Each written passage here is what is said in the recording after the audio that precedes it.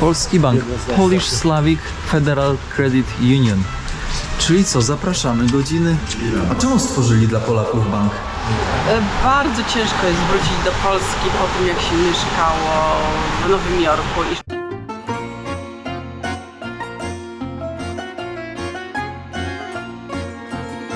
Witam Państwa bardzo serdecznie. Polecam zobaczyć pierwszy, jak i drugi odcinek z Nowego Jorku, ze Stanów Zjednoczonych. Moi drodzy, jesteśmy na Greenpoincie. Naszym bohaterem dzisiaj jest m.in. pan Marek. Witam, panie Marku. Dzisiaj sobota bez... To nic, panie Marku. Co my tutaj mamy? Widzę Paderewskiego, widzę Fryderyka Chopina, widzę tutaj Centrum Kultury Słowiańsko-Polskiej. Centrum Kultury Słowiańsko-Polskiej, tu się odbywają ciekawe koncerty, ciekawe występy kabaretów. Jeden z tych kabaretów jest kabaret RK, która występuje w październiku. Szkoda, że nie będziemy mogli tego zobaczyć. Zapraszam, będą mieli swój występ. Także my tu staramy się podtrzymywać tą polskość, rozmawiać po polsku i pamiętać o Polsce. To jest najważniejsze. No właśnie, czy są jakieś wydarzenia? Tutaj widzę, że jest jakiś Polish Automotive Festival. Coś, jakieś syreny? Tutaj Polacy przyjadą z takimi starymi maszynami? Tak, tu przyjeżdżają Polacy, którzy mają samochody, które ściągnęli z Polski. Tu jest parę dużych Fiatów, tu jest parę małych Fiatów. To co pamiętam, jest chyba jakiś też Polones jeden. Także ludzie, którzy pamiętali, mieli sentyment do tych samochodów, przyciągnęli je tutaj przez ocean. No tak się śmiesznie prezentują na tym naszym podwórku amerykańskim, dlatego że myślę, że w Polsce też jak jedzie mały Fiat, to tak średnio. To już też jest atrakcją. To jest atrakcją. Tak jest. Ale to jest stary Mazur. Tak. Mazur. A co tam było? To był sklep z wędlinami. To jest taki słynny sklep, który tutaj był na Greenpoincie. Niestety właściciele przeszli na emeryturę. I wrócili do Polski? Nie, są tutaj w Stanach Zjednoczonych już nie produkują tych wędlin, ale bardzo znany sklep. Są tu jeden jest sklep, który się nazywa Mazur. I tu widzimy tylko nazwa została Mazur, bo tu już gatey są pozamykane, już jakiś nowy biznes, nie wiem jaki biznes powstanie. Tam dalej jest taka Kiszka, to też polski sklep z wędlinami. Marku, czy tutaj była polska przychodnia? Tutaj, gdzie to jest fioletowy taki ten? Możemy podejść jeszcze kawałeczek? Fioletowy nie, to jest ten, który tutaj. A, ten budynek. Ten budynek. W tej chwili jest to własność NYU New York University. Kiedyś to była polska przychodnia, nazywa się Manhattan. Jak on się nazywała? To był... Tutaj leczyli się... Tak, leczyli się Manhattan Medical. Tu się leczyli, dużo Polaków się leczyło, tu wielu polskich lekarzy do tej pory pracuje, ale niestety sytuacja polityczna, ekonomiczna się zmieniła to, że wszyscy w tej chwili przeszli pod uniwersytet. Twierdzą, że to lepiej, ale nie myślę, dlatego że czas oczekiwania na wizytę jest dużo dłuższy niż kiedyś. Kiedyś można było wejść i być przyjętym, dzisiaj niestety są długie terminy, twierdzą, że tak dużo pacjentów mają, ale myślę, że to są inne przyczyny. Marku, zastanawiam się nad jednym. Jak ktoś tutaj przyjechał, załóżmy w latach 80., 90. I dorobił się emerytury i ta emerytura, załóżmy, no czasami może nie jest jakaś zawrotna, bo to jest $800-900, a biorąc pod uwagę, że czynsze tutaj za pokój to nawet wynoszą po $1000-1200 za sam pokój, nie za mieszkanie, prawda? To jak ci emeryci sobie tutaj radzą w takim razie? Dlatego to są takie domy, w których po prostu dla tak zwanych osób dojrzałych jest na 80 duchom niedaleko, gdzie czynsz tego wynosi około $200-300. Zupełnie przyzwoite warunki, tam one bedroom albo studio i jakoś sobie dają radę wtedy. I dlatego tutaj w Centrum Polsko-Słowiańskim miasto funduje im obiady, gdzie obiad kosztuje $2. Gdzie ci za $2, 2 albo 3, nie chcę, bo naprawdę nie jadłem. Hot doga ciężko znaleźć za tyle. Hot doga, tak, to nie znajdzie. Natomiast tutaj ten cały obiad dostają za $2-3. No i w ten sposób można się jakoś tu utrzymać i jakoś żyć. Czyli to nie jest taki American Dream dla osoby, która ma taką niską emeryturę? American Dream się zrodził wtedy, kiedy dolar był na czarno. Wtedy był American Dream. Kiedy teraz ta różnica jest niewielka, to nie już jest, to nie jest dream. To jest zwykła rzeczywistość i czy pracują, czy w Polsce można zarobić tak podobne pieniądze. I ci Polacy, którzy wyjechali, stworzyli ten mit dreamu Ameryki, jaka ta Ameryka jest bogata i tak dalej. Ale wtedy, kiedy dolar, załóżmy, w banku był po 20-30 zł, a na czarnym rynku był 400, No to można powiedzieć, na czym polegał Dream. Dzisiaj sytuacja się odwróciła. Jak widzimy 4 do 1, prawda, za $1 4 zł czy coś, to już nie jest takie kokosy jak kiedyś było. Troszkę deszcz nas złapał. Ponoć przelotny.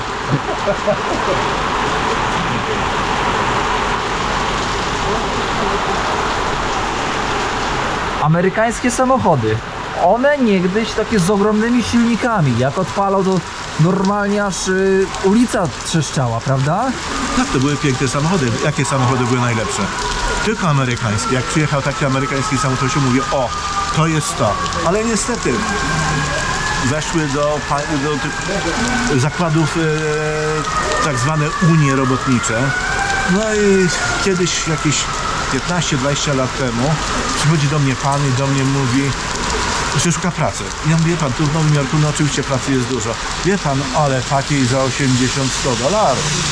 Ja mówię, wie pan, no to pan jest jakiś specjalista, jakiś lekarz, farmaceuta, ktoś no, taki zawodowy. A nie, panie, ja to jestem unijny. Patrzę na niego, wie pan, nie bardzo rozumiem, co znaczy unijny. A nie, co to jest Unia Robotnicza? Ja wie pan, tak średnio, nie wiedziałem, to zawód. No wie pan, no przynależność do tego, to mi się należy. A co pan robił? Wie pan, ja tam przykręcałem koło, ale wie pan, jakąś maszynę przywieźli i ona sama teraz przykręca. No wie pan, ale za $80 to będzie trudno cokolwiek znaleźć. Mówi, wie pan, no tak, ale szukam, no. A czy można, Marko, a czy można powiedzieć, że samochody zmienili też dlatego, żeby oszczędzać? Nie, nieprawda.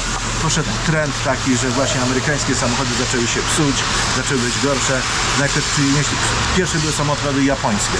Jak przyszły japońskie samochody, to ktoś mi kupił japońskie samochody, kolega go pytał, co już nie stać cię było na amerykański? Też musiałeś sobie japoński kupić? Bo były tak słabej jakości, ale poprawili jakość, poszli w to, żeby robić to dobrze i postawili nie na płacę pracownikom, tylko na jakość wykonania i okazało się, że japońskie samochody są bardziej wytrzymałe i teraz jak Państwo popatrzycie, to na 10 samochodów stojących na ulicach może jeden jest amerykański, może, bo myślę, że tego też nie ma. Jak ja tu przyjechałem, to na 10 samochodów 9 było amerykańskich i może jeden inny kraj. A dzisiaj mamy odwrotnie. Ale no jak się rozpieszcza ludzi, to tak nie chodzi. Idziemy, deszcz ustał. I faktycznie widać, Toyoty, Hondy. Tak. Tam gdzie niegdzie jeszcze można zobaczyć takie GMC. Nie no, Marku, chodzimy i cały czas ludzie, wiesz, kiwają głową. Dzień dobry do ciebie. To nie jest to dzień dobry, który kiedyś było. Kiedyś było dzień dobry. Jak szedłem do pracy, to mnie głowa bolała od kiwania, od odpowiadania. Czyli było takie prawdziwe dzień dobry. Prawie dzień dobry. Dzisiaj już większość wyjechała z Greenpointu, większość przeniosła się na Ridgewood, nic jest na Ridgewood. Tam też już zaczyna to powoli jechać, bo ta młodzież, która przyjechała i która tutaj jest, to ucieka poza Nowy Jork, bo widzi lepsze warunki. A my imigranci, którzy przyjechaliśmy pierwsi, no szukaliśmy tutaj tego zatrzymania. I część wraca Polaków do Polski. Także mówię, dzisiaj to dzień dobry, to jest od czasu do czasu. Kiedyś było naprawdę takie 2 kroki. Prawdziwe. Prawdziwe.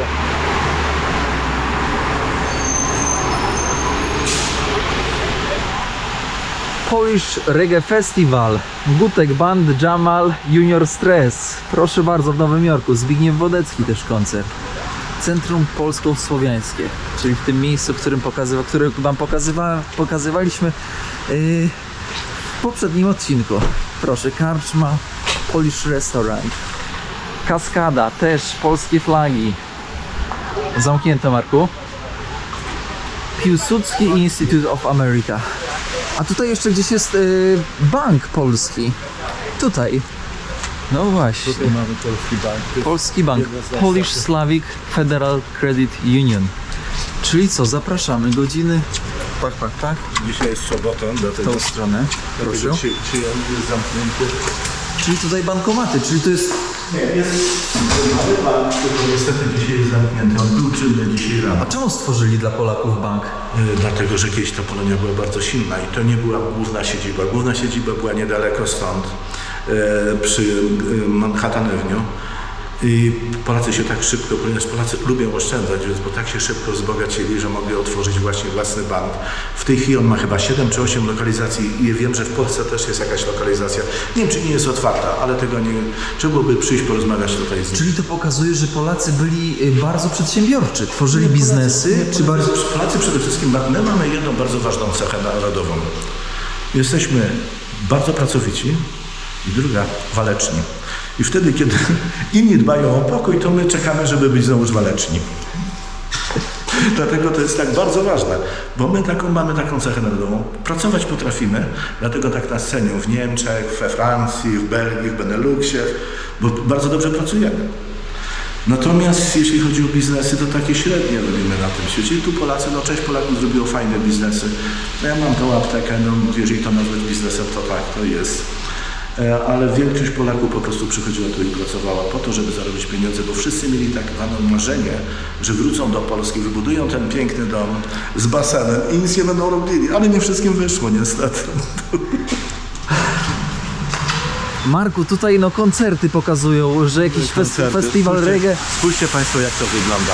Historia tego miejsca jest taka, że to jeden właśnie z Polaków, który, nie pamiętam jego nazwiska, bo nie chcę tu zgadywać, otworzył taki klub, miejsce zabaw, czyli tu się odbywały tak zwane wesela i takie weselne i inne rzeczy, które były.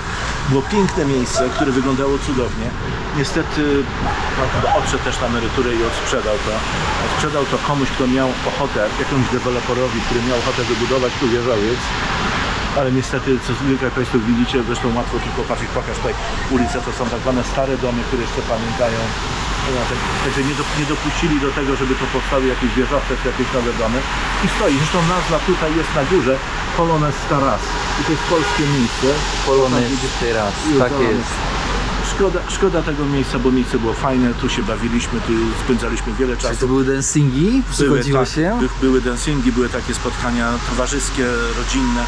Takie drugie miejsce jest jeszcze na Nassau, tamten miejsce też jest otwarte i tam też warto przejść, bo tam będzie inna konkurencyjna nasza apteka Murawski Farmacji, też z Polskami związana. Zobaczcie. Tęskni pan? Tęskni pan troszkę? Gdzie, do Polski? Nie, za tym miejscem. A za tym miejscem. Ja wiem, myślę, że tak, fajnie było, naprawdę fajne było parę dyskotek. Zresztą tam po przeciwnej stronie też była polska dyskoteka, która była, ale niestety większość młodzieży się rozjechała i to troszkę powoli ta polskość tu umiera. Nie życzyłbym, żeby Polacy znowuż musieli wyjeżdżać za granicę. Życzę, żeby naprawdę mogli zostać w swoim kraju, bo to jest najpiękniejsze miejsce. Ale niestety, tak się stało, że niektórzy musieli wyjechać. Tak jest. Zastanawiam się, ile w takim pikowym czasie mogło mieszkać tutaj Polaków. Już kilkanaście tysięcy, nie znam dokładnej liczby. Poza tym tą liczbę też trudno było przyznać, dlatego że część Polaków, które przyjeżdżało do tego zarobić pieniądze, żeby mieć lepsze życie w Polsce. I wyjeżdżało. Także trudno powiedzieć, ale na pewno kilkanaście tysięcy Z było. 15, nie? Można tak rzucić. 15, 20, tak, nie? Mówię, to nie są dane statystyczne, które ja znam. Wiem, że całe to osiedla, które byli Polacy, którzy mieszkali, bo skąd się mógł wziąć Greenpoint? Greenpoint to była dzielnica robotnicza. Dlatego jak Państwo zobaczycie, są tutaj wąskie domy i one mieszkają się w tak zwanych subwayach. Subway to jest takie pomieszczenie, które ma okna z przodu, okna z tyłu, a w środku są pokoje przejściowe. Dlatego, że to było miejsce, w którym mieszkali robotnicy, którzy budowali Manhattan. I my Polacy zawsze oszczędnie szukaliśmy tańszych mieszkań. Jak pamiętam 20 lat temu to wynajęcie takiego mieszkania było $500–700, gdzie jak przyjechało 4 panów, to po 150 to się wydawało, że to nie jest wiele. I większość pieniędzy wywozili do Polski, to dobrze. Tu w tych miejscach, w których tu stoimy, to była cała masa jak Western Union, tych wszystkich miejsc, które Polacy wysyłali do Polski pieniądze. Część osób uważa, że sami wypracowali, ja pamiętam, pracowałem w miejscu w aptece, gdzie mieliśmy też Western Union, to tygodniowo wysyłaliśmy około $100,000 z jednego miejsca, z jednego małego miejsca. Znaczy tych pieniędzy trochę do Polski trafiło. Polska się wzbogaciła w momencie kiedy, tak? Tak. Polonia, księgarnia Polonia. Znamy kogoś tam? Słabo. To jest nowa firma, to nie jest jakaś firma z historią, ale kilkanaście lat mają. Polska restauracja. Pana właściciela Polaka nie będę już tutaj męczyć, ale udało się namówić panią Agatę i zaraz poczekamy na panią Agatę. Dzień dobry, Agato. Dzień dobry. Agato, jesteś na Greenpoincie jak długo już? Kiedyś mieszkałam na Greenpoincie, a teraz mieszkam na Jackson Heights. Greenpoint stał się dla mnie za drogi. Za drogi. I to był powód, dla którego się wyprowadziłaś. Tak, nie było mnie stać na czynsz na Greenpoincie, tym bardziej, że zajmuję się promocją sztuki, a to nie jest tak do końca dochodowe. Promocją sztuki, sztuki polskiej, filmy. Polskiej, nie tylko polskiej, ale przede wszystkim polskiej, promuję kino polskie z dużym sukcesem. Agato, gdzie możemy przyjść, zobaczyć, pooglądać filmy, które macie w swoim repertuarze? Najwięcej pokazujemy w tej chwili w kinie na Messerol, 122 Messerol na Greenpoincie, kiedy się nazywa Film Noir, ale oprócz tego przygotowuję duży przegląd kina polskiego od Polinegry do Kieślowskiego, który będzie pokazywany w Konsulacie Polskim, w MOMie, Muzeum of Modern Art, film Tribeca Screening Room, no i też film noir. A super, to są takie ikony kinematografii, że tak powiem. Metro chyba. Tak. To musimy poczekać chwilkę. A dobra, pojechali. W którym roku przyjechałaś? 2009. 2009 rok. Od tamtego czasu dużo się zmieniło? Myślę, że dużo się zmieniło. Ja wtedy w ogóle mieszkałam akurat w mieście, w City i studiowałam, więc byłam w zupełnie innym punkcie niż teraz. A jasne, przyjechałaś na studia. Tak. I przyjechałaś na studia i zdecydowałaś zostać. Bardzo ciężko jest wrócić do Polski po tym, jak się mieszkało w Nowym Jorku i szczególnie jak się studiowało i ma się kontakty tutaj, trudno wskoczyć w polskie środowisko. Miałam nadzieję, że uda mi się to połączyć, w jakiś tam sposób udaje mi się. Ale trudno ze względu na to, że ta amerykańska mentalność, styl życia jest po prostu atrakcyjniejszy, prostszy. Czyli wiele rzeczy prostszy pod jakim względem? Takim życia, pracy? Pod każdym. Ja mam często problem teraz w Polsce z tym, że mówię wszystko bezpośrednio i przekazuję to, co bym chciała, tak? No właśnie, w Polsce tak na... Tutaj są szybko podejmowane decyzje, jest szybko robione deale, jest po prostu duże tempo życia, ale to też wpływa na szybkość pracy, która jest dla mnie o wiele wygodniejsza niż zastanawianie się, że w Polsce ktoś jest na wakacjach, wróci z wakacji, po wakacjach musi odpocząć, po odpoczynku musi się zastanowić i pewne decyzje zapadają bardzo, bardzo powoli, a szkoda, bo w sumie tempo życia wymaga szybkich decyzji. Czyli ta specyfika pracy przyciąga. Tak. No i łatwość kontaktu i łatwość załatwienia wszystkiego. Zapytam Cię jeszcze o Greenpoint. Czy wciąż jest tutaj dużo Polaków? Czy ci Polacy jednak już wybierają inne części Nowego Jorku? Greenpoint nadal jest polski, bo dużo Polaków ma swoje domy. Kupiło domy wiele lat temu i je mają, więc jest dużo Polaków, ale tak naprawdę to się koncentruje trochę na senior center i polskich szkołach. Bardzo ciężko znaleźć ludzi pomiędzy, którzy są w średnim wieku. To jest pierwsza sprawa. No i oczywiście są dwa polskie kościoły, które przyciągają Polaków też z innych dzielnic. Jak jest w szkołach na Greenpoincie? Czy uczniowie muszą się uczyć języka polskiego? Czy on jest obowiązkowym językiem? W tej chwili są klasy dwujęzyczne, powstały za sprawą Polaków i są dwujęzyczne, bo oprócz tego są polskie szkoły, które są szkołami, które działają od piątku i w sobotę, ale są też klasy dwujęzyczne, gdzie automatycznie dzieci się uczą dwóch języków i powstały dzięki jak gdyby rodzicom, którzy chcieli, żeby ich dzieci się uczyły polskiego i jest bardzo dużo dzieci, które się tutaj urodziły i są dwujęzyczne. Super, to jest pielęgnowanie kultury. Tak, zdecydowanie i te dzieci chcą być Polakami. Czują dumę? Myślę, że tak. Nowy Jork. Dużo osobowości, charakterów. Czy tutaj to miasto wymusza na człowieku to, żeby się wyróżniać? Znaczy nie wymusza, ale zawsze lepiej się wyróżniać i być innym w masie wielokulturowości. Jeżeli podkreślasz jakąś swoją odrębność i robisz to w sposób artystyczny, czyli pokazujesz sztukę polską, ale nie zmuszasz ludzi, żeby ją oglądali, tylko oni mają ochotę ją obejrzeć, bo im się to podoba, to na pewno jest to coś, co cię wyróżnia. Czyli znajomość języka polskiego jest już takim atutem.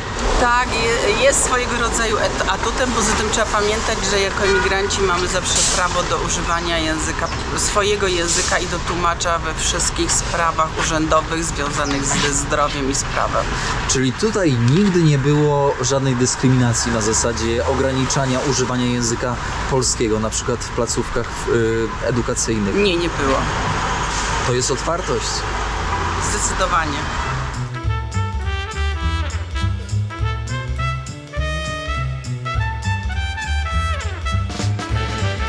Jan Paweł II, polska dzielnica, Pulaski Day Parada. Tomasz. Dzień dobry, Tomaszu. Dobra, dasz mi coś? Dasz mi coś? Co ci dać, Tomku? Co dajesz? Ja nie wiem. No zawsze coś tam dajesz.